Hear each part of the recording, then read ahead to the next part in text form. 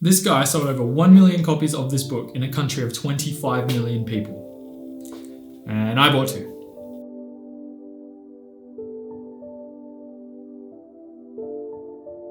Hey everyone, welcome back to my channel. My name is Reese. Today, we're talking about The Barefoot Investor. This book is a beginner's money guide which breaks down categories into important topics of finance. The reason why I really wanted to talk about this book is because it's something that I think most people in Australia specifically should read, but worldwide it's not going to hurt to get some extra tips and understand how finance, in a very basic term, works. Scott Pape is a very smart man. He put this book together over however many years of gathering knowledge and experience in the world of finance, and it has a very strong message towards specifically young people, but anyone really trying to put themselves in a better financial situation. The book is really well structured and planned out. It introduces a plan for people to basically tackle areas in their finance where they've been having issues, which will tackle and allow you to domino a set of categories such as debt, buying a house, superannuation, savings, which is ultimately quite easy to follow and will most likely work for most people. Key topics in the book include buckets, credit cards, housing, superannuation, all really important topics to cover, or even just get some general knowledge into those areas of finance. Then you can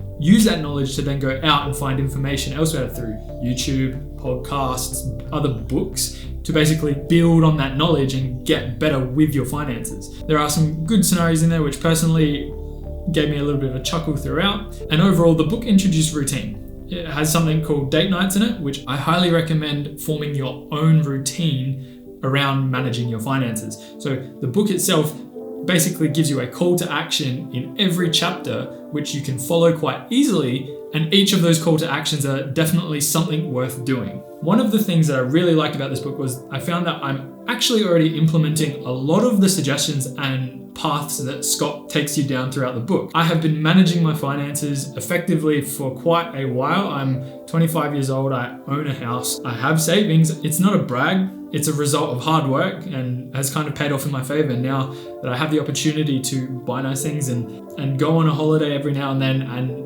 actually live my life without the pressures of financial stress. Being someone who is relatively financially literate, reading this book allowed me to polish and refine my processes to basically get the best out of everything that I'm doing. So maximize savings, reduce my mortgage as fast as possible.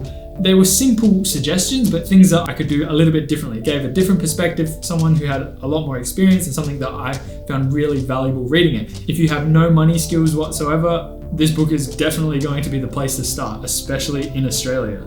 Overall, the book is for beginners and people who are, relatively financially set. And in general, it was an enjoyable read. It flowed well, the pictures were good, and it made sense. The structure made sense. He has a way of breaking down really complex topics through images, and I really like that in this book. The images really help to break it up so that it's not just dry reading the whole time. If anything, the thing that I didn't like about the book was that he didn't kind of reference another book that he's been writing where it goes into really complex sections of this book, because it really scratches the surface. It's not super complex. He makes suggestions which are useful, but ultimately there's always more research to be done. There's more you can learn.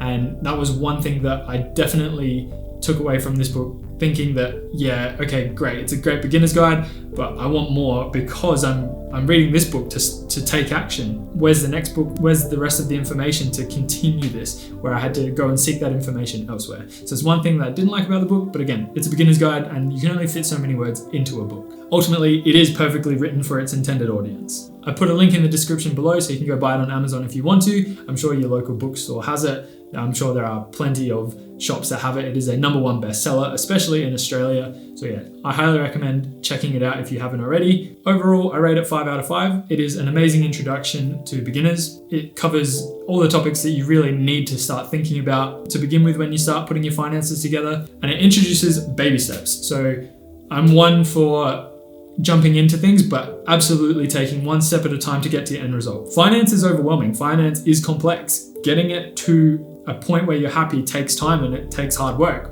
But this book specifically takes it one step at a time. There's one thing I really, really enjoyed about the book is that it's got a flow. It's got a start point and an end point. The call to action, step by step, breaks it down quite easily for you to follow.